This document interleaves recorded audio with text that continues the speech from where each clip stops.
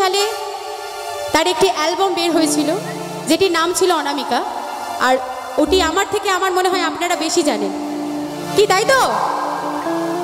তো 1992 সালে যে অ্যালবামটি রিলিজ হয়েছিল জুবিন স্যারের অনামিকা অ্যালবাম, আমি অনেক সৌভাগ্যবান নিজেকে মনে করি এখন যে আমার বাবার দেয়া নামটি সার্থক হয়েছে, আমার নামও অনামিকা। তো চলো ছোট করে আমি ওই অনামিকা অ্যালবামের একটু তোমাদেরকে শোনাবো।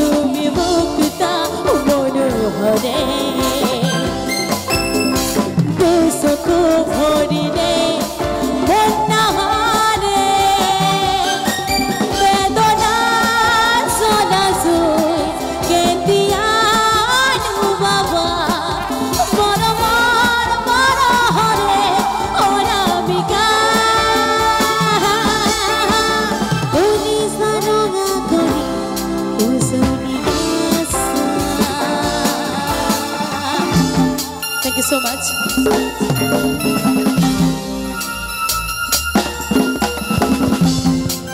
Hello, hello.